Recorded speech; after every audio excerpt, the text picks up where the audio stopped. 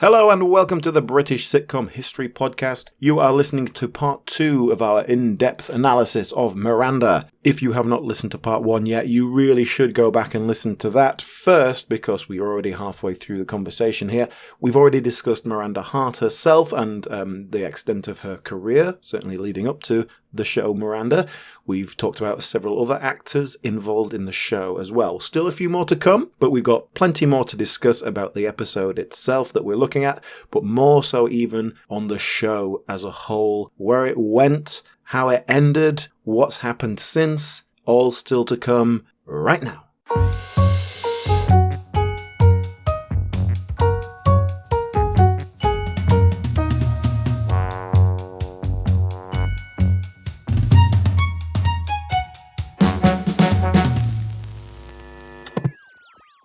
Okay, the next scene. So, as an effort to better herself, Miranda's decided she's going to go to the gym. Mm-hmm. So she's off to the gym, and she can't get in. She's immediately making a fool of herself because she can't open the door. There's a nice little double entendre where she says she's really banging the knob now, and then she looks at the camera and says, "Don't." Yeah. And as I was sort of making notes about this. Here's what I've written. Here's what I've written down. As I write this, it's really annoying me. But I am actually laughing, so it works. It's like, again, it's this thing where that's a really crap joke, and I shouldn't like it. But it's charm. It's her. It's charisma. It works. She makes it work. Yeah. Now he opens the door. The guy in the gym opens the door, and we get our first pratfall. So she bursts into the door, it swings open, and she falls onto the floor. This is a very well executed fall, and this is a theme. Now I've told you I don't like physical comedy, but if we know anything, it is that the way to fall in a sitcom is to fall like a felled tree, no bend at the waist, head to toe in a straight line. Straight through the open bar. That is clinically proven to be the best way to fall in a sitcom. It tested in Laboratoire Peckham. Damn it, they are good at that in this show. There's lots of falls, there's lots of pushing Stevie off her stool, and again, it is not my thing, but it makes me laugh every time. They execute it perfectly. Yeah, I think they do get the right balance with all that, actually. I think it is something you could overplay, and they do it quite well. And it is just to accentuate the clumsiness, the awkwardness of Miranda. She is emotionally awkward, she is physically awkward. Yeah. And I think it works quite nicely. Can I, a little tangent here, the bloke in the gym, the guy who runs the gym. Recognise him? I recognise him. Who's that? Where do I know that guy from? It's called Michael Wildman. He's sort of thing who pops up in all sorts of things, but you know him from the episode of Extras where Ashley Jensen's character thinks she's racist because she's going out with the black guy, and that's then she keeps saying the wrong thing. Thank you. That is exactly where I know him from. Yes. Very good. And he also kind of reprises this character in the Miranda Hart fitness video, Mirac Attack, in which there are some comedy sketches, one of which is her going to like an army training boot camp type style exercise thing, and he's the trainer. Fitness videos were the last refuge of the 90s sitcom star, weren't they? Well, this is too late for that. Do you remember we talked about Richard Wilson having one? Oh! Do you remember that? Let me just do a little sidebar on this, because Miranda Hart's Mirac Attack, happened right at the peak of her fame, and I think the reason it works. I watched it, so you don't have to. They put a lot of comedy skits into it before they get into the actual. But it's a legit exercise tape. Yeah, this is what I mean by it. Feels like it's coming from the right place. It feels like Miranda Hart is the sort of person who go, look, I'm not good at doing exercise either, so I'm trying to come up with something that's kind of relatively easy. You can have a bit of fun with, and we can just do it together. And I think it's coming from the right place. As opposed to, they offered me 30 grand for 2 days filming, so I'm taking it. So I'm giving the benefit of the doubt on it, and they go to a great effort to film some well put together little comedy skits. So whatever, right? Good sidebar. We'll build into that. So I want to take us on a slight tangent here, because I would like to talk about the concept of clown. God. Now I can see from your reaction that you're excited by this. Go on. So Miranda Hart has stated publicly that the Miranda character is her clown. Right. I don't know how familiar you are with the concept of clown, which it's kind of about embracing the inner idiot. It's about being silly and having fun. It's very Miranda. And the more you know about it, the more it makes sense with this Miranda character. All right. Now, I happen to have some connections to the world of clown, and I've done a bit of... Can I just a point of order here? The world of clown, the concept of clown. You're making clown like that's an abstract noun. It's not clowning. Well, it is clowning as well. Yeah, clowning. It's like drama, tragedy, clown. Yes, the red-headed stepchild of I the don't dramatic think arts. I am going to treat this with much seriousness, but please continue. Let's roll with it, because I don't think I'm going to either. But there is a very long history of clowning and a great deal of discourse around it. And so I happen to be acquainted with some people in that world.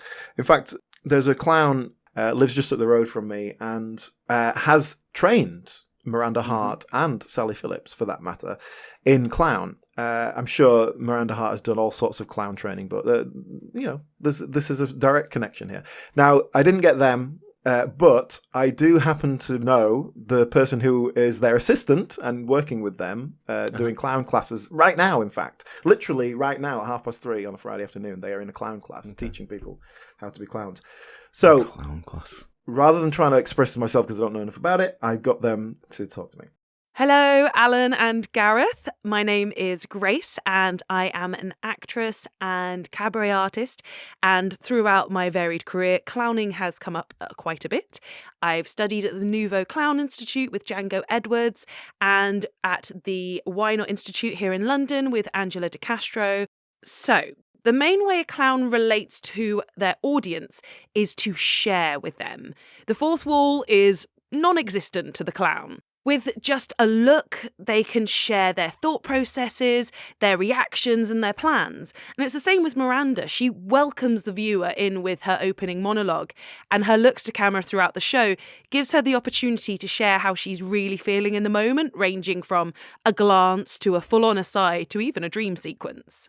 As well as sharing with the audience, there are many other classic clowning techniques to spot throughout the series. The physical comedy is a big element of the show, with Miranda's height and physicality being used to great comic effect. We see double takes. Miranda is constantly in the shit, and we delight to see how she deals with it. And of course, the rule of three is very often at play. Now, if you're not familiar with what the rule of three is, it's where something happens, then it happens the second time in a similar way, but on the third time, it's inverted or flipped. They initially put me in touch with one on the end. Well, I said, I'm not going. Yes. Thank you very much. I mean, what are we, crack whores? I also realised on my rewatch that you can see roots in more traditional circus clowns, the white and the red. Now, the white clown really thinks they're sophisticated. They're in charge and they're the boss. And in contrast, the red clown is clumsy, innocent, and can be rather mischievous. In reality, both clowns are just as silly as each other. Another reference for this dynamic is, of course, Laurel and Hardy. And I think the relationship between Miranda and Stevie echoes this in a really fun way. So thank you there to Grace Kelly Miller, who is certainly more educated in the world of clown than we are. So that Laurel and Hardy connection really rings true, doesn't it? Yeah. And it's very easy for us to go, oh, clown, dismiss it. And there's literally a whole formal structure of clown. But it bleeds into these things. The Laurel and Hardy dynamic is a classic clown dynamic. Whether they were approaching that consciously or not, we don't know. But that idea always works. But then she mentioned the 3-point rule, I think she called it. And when you start to think about that, that's like a formalized structure that we see in clown, but I start to see that all the time. So, for example, it's something that Ronnie Barker does a lot. Suffer from any illness? Bad feet. Made a recent visit to a doctor or hospital? Only when me bad feet. Are you now, or have you at any time been a practicing homosexual? What were these feet? And I'll tell you exactly what it is. The 3-point rule. Are you having a laugh? Is he having a laugh? Is he having a laugh? Do you know, I met a bloke once who said he'd love to take me up the Amazon. What did you say? Oh, I said, all right, as long as you're paying. What did he say? Well, he was a bit shocked, to be honest. Not surprised. Yeah, not shocked as when I told him I'd only do it if we could take lots of photos to show me mum. Oh, I finished. It's very good because, right, so I was thinking, so what's cringe comedy? David Brent, The Office, that's cringe comedy, right? And it is different. So Miranda's in a situation where we are cringing, but it's still lighthearted. It's silly. Yes. Whereas in The Office, it's painful. It's awkward. It's difficult. And that's why I think the comparison to When the Whistle Blows is very interesting, because Ricky Gervais conceived of When the Whistle Blows as the anti-Office, the opposite of everything that he wanted to create. Yes, and using these very traditional comedy concepts. And I don't think Ricky Gervais and Merchant were consciously going, oh, let's put some clown into this. But they're using things that are working on a comedy level, and it's things that worked 300 years ago when there was a bunch of Italian clowns laying down the structures of whatever. Yeah, I think it is interesting, and from my point as a performer, to look at all that. I can't quite stomach the idea of going and doing a clown class. But I'm feeling a little bit nauseous now just talking about it. At least I can. It's good for me to have someone else to tell me about it. I think that's really interesting from an academic point of view. It all feels very pretentious to me, but I do get it. I get that is a formalization of what's funny. But then apparently this clowning concept is tell the audience how you're feeling. Turn to the audience and go, that was a bit awkward, wasn't it? I don't think I like that. I think I'm more of a show don't tell kind of guy. And that's part of the problem with Miranda is something awkward will happen and then she will turn to camera and go, ooh, awkward. And that's not enough for me. I think if you're going to turn to the audience, I want to know why. I want a reason. But it's funny. Listen, I've said this a couple of times already. I agree with you. You don't need to tell me when there's a punchline coming. It's either funny or... But it works. It works. That's. I keep coming back to it. I shouldn't like Miranda. On paper, it doesn't fit with what I enjoy. But it makes me laugh. I enjoy it. Yeah. I mean, I agree with that to a large extent. Okay. Let's get back to the episode, away from our academic thesis. Miranda's been to the gym. And the next scene is we're in the cafe. So again, it's the first time in this episode we've seen this set. So the cafe, is it next door? Have I just assumed it's next door to the shop? Yeah, it is. It's where Gary works, and Gary is the love interest. The will they, won't they have, are they going to do it again? Yes. Oh my God, they're not going to do this again, are they? Yes. Okay, finally it's all come together. Oh, what? Again we're doing this? No. Okay, punchline. Yes, finally they will. Classic. Yes, it does get a bit grating, a little bit repetitive, but we're still in the first series. It's still quite charming. So Gary's the chef at the next door at the restaurant, and Miranda's got a crush on him, and he quite likes her as well. But they're friends, and as I say, in the first series, it remains charming. But a very important character, Gary, and perhaps this does lead in from our clown conversation. There's the classic concept of comedy where you either have the insane person in a sane world or the sane person in an insane world. And from the conflict between the two, we get comedy. Miranda is an insane person. She is a kind of wacky person who is not normal to our normal lives. But the world she is in is also kind of a wacky, crazy world as well. And she doesn't fit into that. So in that sense, she is the conflict to that world. But then she's also not the straight person. It's a weird dynamic. Again, I think it works despite that, despite not fitting into an obvious shape. I think you've hit on something that is part of the problem, in that Gary is a straight character. In this first series, he is very normal in this weird world. And he degenerates into the world over the course of the series. Well, Gary is the straight man, to coin a phrase, but he's not the principal character. And he's also not really bemused by the world around him and the characters around him. So it doesn't work as a conflict position.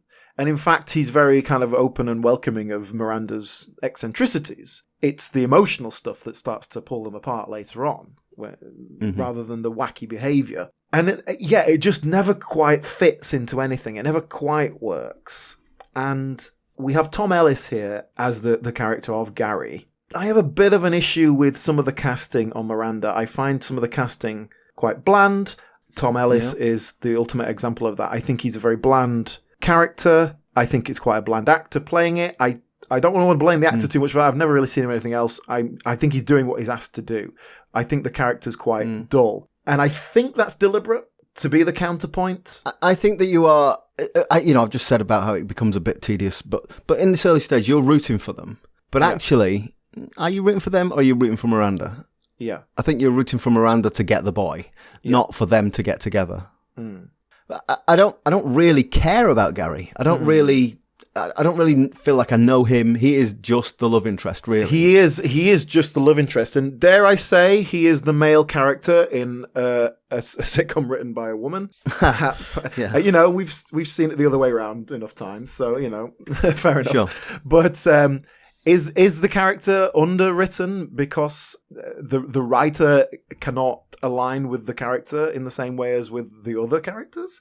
Certainly Miranda has talked about putting a lot of herself into the mother character, like her own kind of little idiosyncrasies. And I feel like we don't get any of that with Gary. But then the more he assimilates into it, it just becomes boring. It's just kind of pointless. It's like, these two people who get on well, like each other, stop messing about. And then so it doesn't become like, all the conflict between them seems artificial and forced to create drama as opposed to being a natural. Well, this is what I mean. By the end of it, they've sort of got together a couple of times and split up because, he won't say he loves me. And, this is not going to work. Leave it. It just went on and on and repeated the same ground. Yeah, it's just incredibly tedious by the end. Yeah. Can we talk about Tom Ellis briefly? Yeah, please, because I don't really know him. Well, that's what I thought. I mean, I was the same. I was like, I've seen him in Miranda. I've never seen him in anything before or since. But actually, there's a lot more to this than I expected. Okay. Interesting. Miranda was his breakthrough role. He's had the odd little sitcom appearance. His first screen credit was in Kiss Me, Kate, back in 2000. So that was a sitcom. And it's just because I see Tom Ellis, and I think this is deliberate for the character of Gary and everything. Like, he's a very handsome man, but he's, to coin a phrase, he's very handsome for someone who works in a cafe. Yeah. He's not TV handsome, no, he's not, particularly, is he? He's not. You said he's a very handsome man, and I went, Now, don't get me wrong, I'm no oil painting, and I've nothing against you, man. But he's not a leading man, good looking. But it's deliberate. He's handsome, but attainable still. Yeah. Just to quickly jump onto the American remake, the Gary equivalent there looks like a kind of a Hollywood robot. So it doesn't make any sense.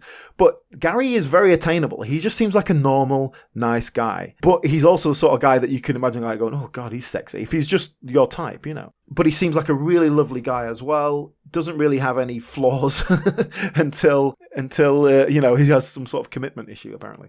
Although it's all very kind of Anyway, the point is, Tom Ellis, he went to Breck America.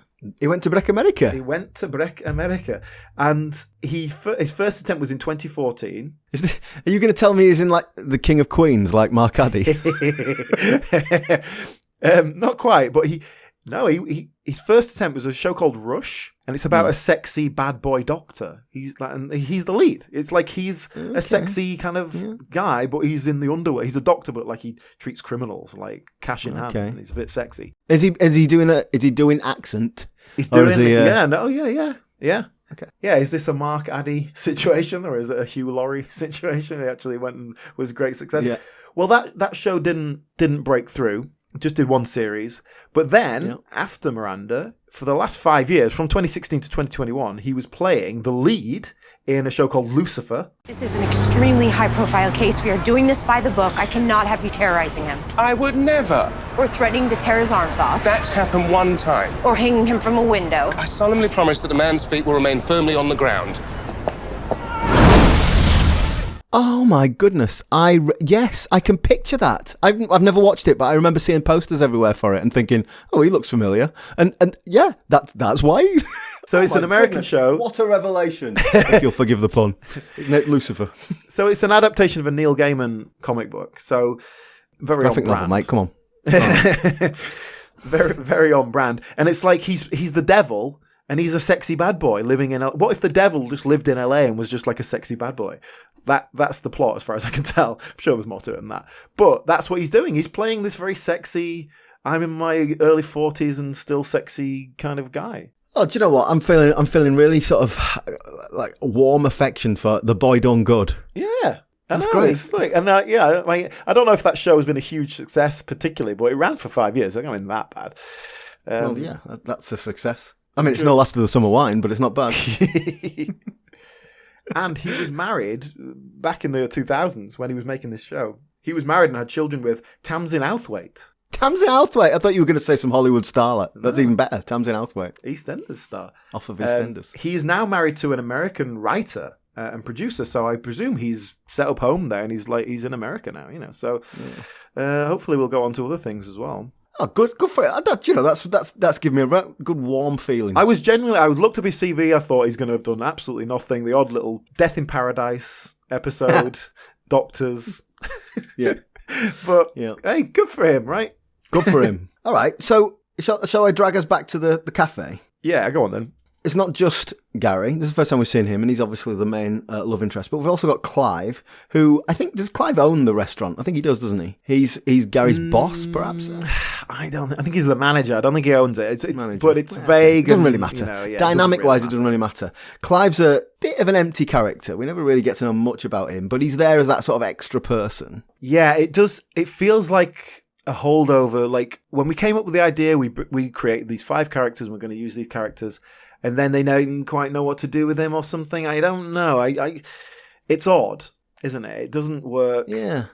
And he adds a nice bit of colour to the scenes sometimes, but yeah, he sort of takes the mickey, doesn't he? He's a bit sarcastic, and he sort of laughs at Miranda when she's being silly, which is, I think that's a bit of a pressure release. Yeah, but I think it could easily be 2 lines an episode character just drops in, does a sassy line and walks off. He reminds me of Gunter in Friends. That's who he reminds me of. An extra who got a line and then people seem to like, and turns out to be a bit of a character. Yeah, not least because in the first episode we never establish who he is. Like Miranda is like going, "Oh look, it's Gary, my crush from university, and he's just turned up back in my hometown." So we never get that. We never go, "Oh, this is my friend Clive who runs the cafe." He just sort of is there, and then becomes more and more, and then disappears. What about the actor? Who plays Clive? So it's James Holmes. Not a lot of information out there, not least because James Holmes is also the name of a guy who shot up a load of people in a cinema a few years back. So it's a difficult one to Google. The Batman one? Yeah. So Googling is a bit awkward.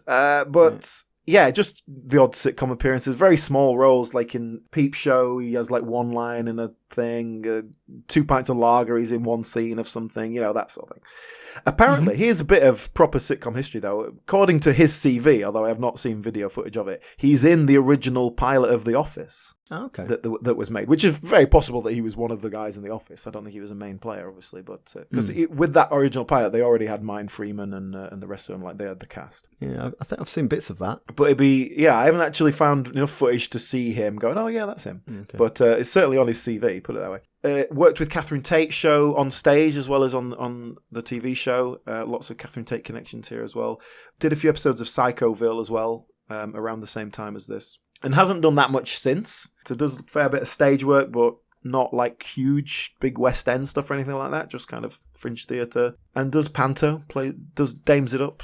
He's earning a living as an actor. This was very much the exception to the rule in terms of his career. Well, I think he does a perfectly good job, but I say the character just doesn't quite. I'm not sure what it is, what the character, what he's supposed to be. He disappears after series. Yeah, 2. So he comes back in the very final Christmas special. He appears back. Oh, here's Clive, and I just thought, oh yeah, Clive's not been in it for a while, has he? I actually missed him. Yeah, well, perhaps that is part of the problem. And they sort of draw him in more and more in the episodes where he becomes one of the friends group, same way that Tilly gets drawn in. And the Christmas special, which was the last one he's in, they're all kind of involved in that. But then I was wondering about this, and I was actually watching the extras on series 2. And there was a little bit where they're the whole cast and they're all chatting and they're basically going, "Oh, we're all the best of friends and everything's great. We love doing this show." And it feels very genuine. And then and this was just my perception of it, felt like he didn't fit in. He just felt out of place, like he wasn't one of the gang. Then I start watching series 3 and he wasn't in it and they didn't mention it. And I thought, oh, hello. That's interesting. But he pops up in the very last episode for a little cameo. So we assume there's no bad blood there. There's no need to do that if they'd fallen out or something. Okay, so as I said, in this scene in the cafe, we've got Clive and Gary. And Miranda turns up. She's bright pink from her shenanigans in the gym. And there's a little bit of Mickey taking about that. And we also, just as a sort of aside in this scene, we get the setup that Gary, tonight he's going to an RAF reunion. He used to be in the cadets. He's got the uniform. And she starts singing, "Take My Breath Away." Which we then see to its extent in the next scene, which is a job interview. The job interview, yeah. Which she essentially just gets up on the table and performs a full song. Yeah, but that's great because she sort of says she says the word in the interview. They're asking her about how she's dealing with kids, and she said, "Oh, great! I believe children are the future." And she looks at the camera and goes, "Don't sing, don't sing," and then she starts singing, which is great. Just that internal conflict, it works so well. If we're on the job interview. Let's talk about it quickly. Well, okay. Let me just bring us to the job interview. So we get the we get that scene with in the cafe. Then there's a little bit more gym shenanigans. She's trying to cancel the gym membership. There's a little nice bit of observational humour here about how hard it is to cancel gym membership. Can I raise I want to raise a slight tangent here. We're just on that scene. Yeah. When she's dealing with the gym guy, she starts touching his bicep and kind of, oh my god. Yeah. Oh, that is lovely. and it gets away with it, right? It works, but.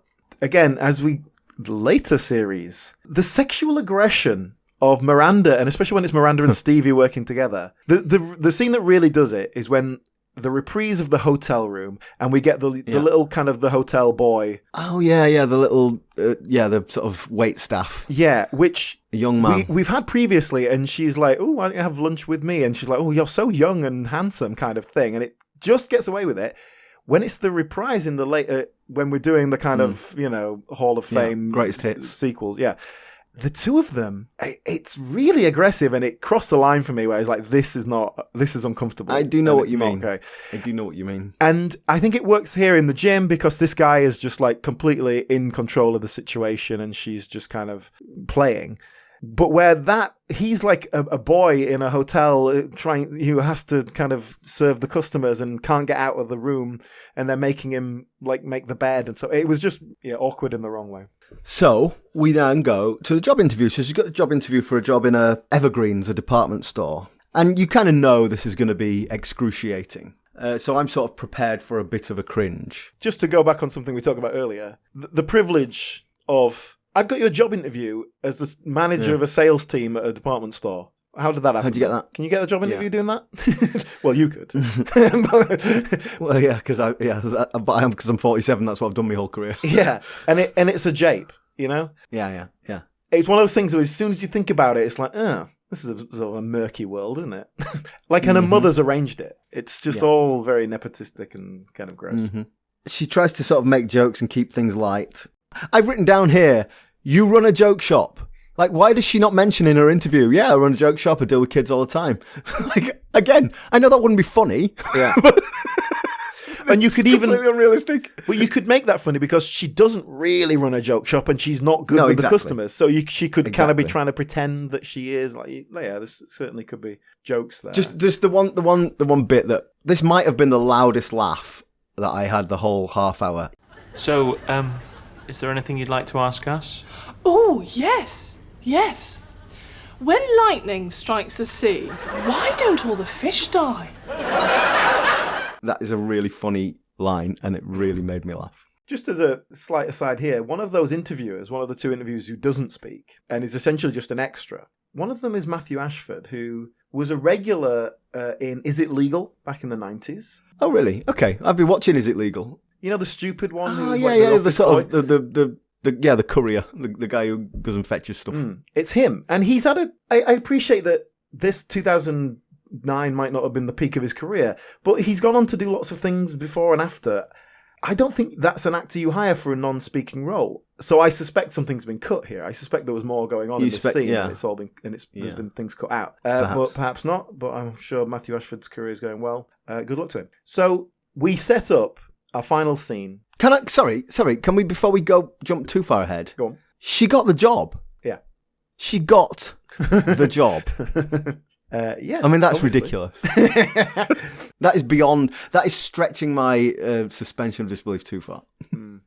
So she does that. She goes back to the gym. It's one of those gyms that has a ball pit in the reception, as I'm sure you see all the time, and embarrasses herself just at the same time when the new boss walks in. And that's what he fires her for. Yeah, she's standing in a ball weirdly, pool. even though what she's doing there is absolutely no different to everything else she's been doing so far. She stood on a table and sang to him, and that was what he thought. Yeah, this is the person we want. Oh, but look, she's standing in a ball pool. Oh God, I can't sully the company's good name with that. It's illogical. Yeah, don't look into it too deeply. Is the trick here, I think. So that's the kind of punchline of that job interview storyline. She's got fired before she's even started. So we get sort of back to the cafe for our wrap-up scene. She's agreed to work in the cafe for the night because Gary's off at his RAF thing, as we established earlier. So she's just going to wait the tables for them tonight, help out. It sets up a classic comedy situation where you're having to do two things in the same space without either knowing the other. Because Tilly comes in, Kissingtons. She's supposed to be at Tilly's little party to celebrate her new job, but she's also a waiter. So, oh my goodness, how will we square that circle? Yes, because neither can find out about the other. It'd be embarrassing. So, yeah, this is a classic comedy setup that could easily last an episode. You know, this could be, you set up for the first half, this is the second half of the episode. But we're about 3 minutes from the end of the show. So it's actually wrapped up pretty quickly. But we get a few shenanigans with her trying to do both things at the same time without anyone noticing. And it's caught out pretty much immediately. Yeah. But then when confronted in her usual way of just talking until something happens, or the mother actually turns up and sort of accidentally claims that she's in. Yeah, that because she's a spy. because all of that is so much easier than just saying, "Yeah, I'm just working here for the evening to help out." That would be humiliating. Like, doing what's a the problem manual with that? labour job, working Oh my goodness. in a restaurant, Gareth. Only the plebs do that. like Gary. Yeah. So the punchline to the scene and the punchline to the whole episode is Gary arrives back in his RAF uniform and she's swept off. Well, literally, she's swept away with the romance of it. The officer and a gentleman music swells, and he comes and picks her up and carries her off. Have you seen An Officer and a Gentleman, by the way? Did you get this reference? Yeah. Like, it's great because they do the music. They do the thing where he picks her up and walks off and she takes his hat off and puts it on her head, just like Deborah Winger does in the film. And then, brilliant, Stevie goes up and she says, "You go, girl, you go." Just like in the film. It was a lovely bit of detail. I was slightly expecting to just whack her head against the door on the way out or something. What I really liked about it is he didn't do it as a grand romantic gesture. He kind of comes up and goes, "Come on then, I know you wanted to do this." He's doing her a favour. Yeah, exactly. He's just all right, okay, I owe you a favour. It's just a bit of fun. So that's kind of the punchline to the show, if you like. That's the end of the narrative, and we go into the closing credits, which are idiosyncratic, unusual. Tell me about what you think about that. You have been watching. So we have a Perry and Croft concept, actually, of you have been watching, and they go through the cast. What do I feel about it? It makes me nauseated, and it almost made me stop watching the show. It's that bad. So I can't you have been stand it. watching, and it's almost like the end of a theatre show where they all come to the front of the stage and wave and take a bow over their name on the screen. Yes. And it is very, very theatrical.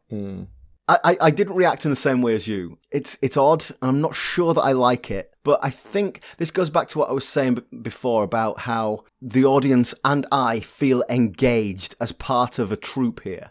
And that breaking of the fourth wall brings you in. And I kind of felt like, yeah, we've all had a great time together. Let's all enjoy this moment. We can take our bows. They got away with it for me. I hate it with a passion. You hate it. I hate it. No, but they're breaking the fourth wall, which is what they've been doing all the way through the show. No. There's a very big difference between the character breaking the fourth wall and the actor breaking the fourth wall. Very, very different. Okay. And I don't like it. Okay, all right, I accept that. But let's explore that a little. So let's just talk about Miranda Hart, first of all. Why is that different? The character talking to the audience is a narrative concept. The actor is that's just breaking the world, and by the way, if you want to compare this to theatre, I don't like it when they come out and do bows at the end of a show in the theatre. Don't you? No, for the same reason. It's a sort of smug, self-congratulatory, and this is me kind of vibe. Like if it's a big musical theatre thing or something, like fine, you come and do a big thing and then everyone claps. But if it's like in quite a serious emotional drama, I don't want to break that experience. I want to sit there in the dark for a few minutes while we're just kind of buzzing around and contemplate it, and then I want to walk away. I don't want to break that world. I appreciate Miranda is not that. It is a silly sitcom, and it feels like it's in character with that. But for me, it just crosses the line into smug. And aren't we all friends? Isn't it a hoot? Yeah, okay, so here's the difference, because I don't really disagree with that. It's aren't we all friends? And I feel like I'm part of it, whereas you feel excluded from it. Yeah. That's the difference. Story of my life. Psychological story of your life. Yeah. It's the smugness, though, and it's the way they look to camera and kind of wave and smile. It really sickens me. Really, if I'd have been a commissioning editor BBC, I would have stopped the show from being made. On that basis alone. On that basis, yeah. Not told them to change it, just scrap the whole thing. Well, I would have told them to change it, and then when they refused, I would have cast them adrift. Damn the consequences. No, I really do hate it. It's and yeah, okay, perhaps that is a little bit of a personal taste, but I think it's a bad idea in general. And so let's compare that to Heidi High, where they do the same thing. Yeah. Doesn't bother me as much in Heidi High because is it just because those characters are entertainers? Or, largely it feels like in Heidi High, it's the Yellowcoats coming up on the stage and saying, "Good night, campers." It's Ted Bovis waving, it's not Paul Shane. Yeah, I think that's the difference. And I'm not saying I like it in Heidi High particularly, but I think it works. Plus, that's a different time. It's a different show. So that's the episode complete. I think we probably need to talk about this idea about, we said it gets a bit repetitive as we go through the series. We've already touched on the fact that the characters they lose their identity and just all become part of the same troupe. Yeah. We'll talk a little bit about the Christmas specials as well, which sort of brings it all together. But what are your thoughts on, beyond this one episode, the three series and how it changes? Yeah, I think the first two series kind of feel like your core Miranda. Yeah. And definitely there's some elements, like as we talked about with the characters, that I would prefer to have been a bit firmer with the contrasts between them. But it's still largely working. So that's your first two series where it was, oh, right, everyone loves this. So the major change in Series 3 is the addition of Michael, a new love interest, played by Bo Porridge. Bo Porridge. I'm going to pronounce that. Are we saying porridge? I'm going with porridge. It's Poraj, which I guess is sort of Yugoslavian type area. I don't know. He's of Polish parentage. He's Polish, but right? He has a double-barreled. His full name is even more complex than that. Well, I'm certain it's not pronounced porridge. I prefer it that way, though. He, by the way, his first screen, one of his earliest screen credits is a very brief appearance in The Thin Blue Line, which we watched, by the way. Okay. And he'd done just the odd little thing here and there, an episode of The Thick of It, things like that. He's introduced as a love interest, and he and Miranda they have a relationship, and he really likes Miranda, and he seems like a nice bloke. Yeah. And, they seem to be getting on fine, but, she's still in love with Gary, and that's where the romantic tension arises. And, oh my God, it's tedious. I really did not enjoy the third series. So you remember what I said earlier about how on paper I shouldn't like this, but the charm, the charisma gets through it, and I loved it. That is a description of the first two series. The third series, I was sick of it. I think I'm very similar. I like the addition of that character, if nothing else, to help drag out that will they, won't they, with some reality. But yeah, it just never quite gets hold of anything, does it? And do you know what, right? I saw an interview with Miranda Hart, and she was sort of saying like, oh, it's great, we're all really good friends. Even the director, Juliet May, and the producer and all this sort of thing, we're all really good friends. And I think that's a problem. I think sometimes you need a contrary voice in the room. You need someone. Dennis May and Wilson telling them what they're doing wrong. Yeah, or it becomes just you having fun with your friends. Yeah. And that's not enough to justify this. Miranda was missing a Gareth Gwenlyn. What a Gwenlyn. And then, so another couple of years goes past. They come and do these two specials just to kind of put a line under it all. It very much feels like nobody... Not that they don't want to be there, because obviously enjoying each other's company, enjoying it, but nobody has any interest in continuing this story. They're just putting a line under it. So the third series ends with this incredibly contrived scene where you've got Michael down on one knee proposing with a ring in his hand to Miranda, and at the other side you've got Gary doing exactly the same thing. Mm-hmm. Fade to black, that's it. That's the end of the series. So the Christmas specials, would you say it's Christmas Day 2014 and New Year's Day 2015? That's when they go. So on the first episode opens with that exact scene. It's like we've never been away, and it's recreated. They're all a year older, and oddly Miranda looks a lot more glamorous. She's got makeup on and her hair's been done, which is weird. Yeah. but you know, we basically pick up from that moment, and then you've got these 2 half-hour shows. You've got another hour of action. Where, I mean, again, it's just so much more tedious than anything that's gone before. There's an element of clips shows to it. Ooh, you know, I didn't like that. There's lots of flashbacks. Just instead of doing cutaways, showing clips of previous cutaways or previous scenes. That is a symptom of we can't be bothered with this. Can you guess the moment that it lost me? I was annoyed. I was not enjoying it. I just watched all of Series 3. This is doing my head in. Can you tell me the moment where I swore it and turned it off? No, go on. Heather Small turns up. Oh, yeah. And they do nothing with her. And I was like, I'm out. Yeah. Soiled the legacy of Miranda for me, those Christmas specials. Well, really even when they me. brought Gary Barlow in, it's not a good sign when you start to do that sort of thing.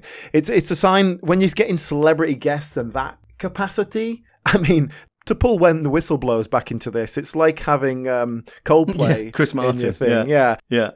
Also, the actual filming style, I don't know if you would have picked up on this consciously, but just from a technical point of view, the filming is weird. It's really choppily edited. It feels very thrown together. It is a different director, but Mandy Fletcher comes in for these specials. Now, so that's a different director, but Mandy Fletcher is a safe pair of hands, BBC. So that shouldn't be the problem. But for example, there's a scene with Stevie and Miranda in a kind of restaurant bar thing, and they realize they're surrounded by escorts, and it's kind of a nothingy scene that doesn't add to anything. But fine, it's a bit of fun. The way that's filmed is really filmic, and it just jumped out at me as being out of place. It wasn't filmed like a sitcom, it was filmed like a film. And yes, it was a location shoot rather than a stage set, but that just smacks of a lack of consistency in the creative method. Like, what are you doing? Why are you making that scene look like that? It doesn't match. And if you're trying to evoke something by doing it like that, it's not, well, the scene doesn't need it. It doesn't justify it. Yeah, just the whole thing smacked of, let's throw this together and get it out. I don't know. I think I reacted really badly to those Christmas specials. And I think part of the reason is that I enjoyed the first couple of series so much. Yeah. And again, in contrast to you, I really felt engaged. I felt like I was invested in the characters and in the show. And by the end, I was the complete opposite of that. I just did not care what happened to them by the end. Because it had been dragged out. And I think the problem with that as well is, as it went on more and more, I got more and more annoyed at Miranda, the character, because she's really hard work. And it's like, how easy can life be for you? How more can the people around you bend over backwards to accommodate you, and you still push them away? Oh my God, the love of my life is finally accepted, and we finally got over our awkwardness, and we're going to get married. But has he ever said he loves me? Maybe getting married to me isn't enough of a commitment. Maybe that's not enough for me. What do you want, Miranda? What do you want? Yes, but that could be explored in an interesting way. Someone who can never be happy and never quite understands what they want, but it doesn't feel like it's doing that either. I thought she should have married old Bo Porridge. Yeah, better match. He just seemed like he was much better for her. Yeah. I don't think that's what we were supposed to think. No, yeah, I agree. Yeah. Well, I want one last thing before we sign off. Yeah, there is an American remake. Oh yes, you mentioned this. It only started a couple of years ago. It started in 2021. So really? Bit of a time delay. I thought you were going to say it had died after a series, so it's still going on, is it? Well, it started in 2021, so it's been going for a couple of years. They've made 44 episodes so far. Well, so what is that, one series? That's 2. Okay. It stars Mayim Bialik as the main lead, who is Blossom. Remember Blossom in the 90s? Yeah, but I couldn't picture her, to be honest. Yeah, well, she's more famous now because she was in The Big Bang Theory. Ah, okay. But yeah, I mean, she's a pretty big name. This is a star vehicle. I've only managed to watch some clips of it. It's crap. I don't want to talk about it. Okay. And as far as I know, it's still going on. One of the cast members died recently, so they've kind of gone on hiatus. So I'll see if they figure out. But yeah, I mean, they're churning it out to get to that syndication number, and then they're gonna. That's it. It's crap. Yeah. No one cares. No one's interested. So what's our final verdict on Miranda then? Because I'm torn now. I'm going to go back to those first two series and say I really bloody enjoyed Miranda. Again, there's no reason I should. If you wrote down the constituent parts, I would say, oh, that's not really going to work for me, but it does. And I think it is because of Miranda Hart. I think she's got charm and charisma, and she carries that show. I think it works really well. Yeah, I agree. I think it just suffers kind of rot from the inside of complacency, I think, basically, which can come with success. But I thought I was going to come into this recording and be kind of like, yeah, I like it, but, and kind of throw some nitpicky negatives at you. It feels like you're pretty much agreeing with most of them. So it's clearly not just me. I'd be interested to hear what other people feel about it. And you know, we haven't really addressed the fact that we are men. And this is a sitcom that is talking to women on a level that perhaps they're going to see something different in it in terms of the social expectations of, like, this is what you need to look like, this is what you need to behave like. It affects women more than men. Well, fortunately, there aren't any women that listen to this podcast. So yeah, and I don't know any women, so can't help you there. Do you know what? I'm being flippant. Our listenership, or certainly people that interact with us on social media, are very male-centric. 93% male, according to YouTube.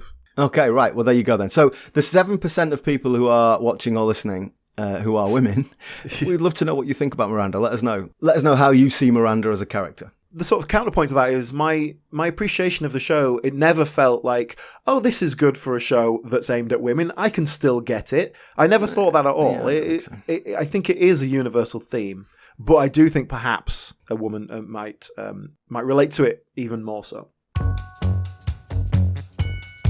Well, thank you, Alan. I have, despite the fact I got a little bit negative at the end there, I really enjoyed Miranda.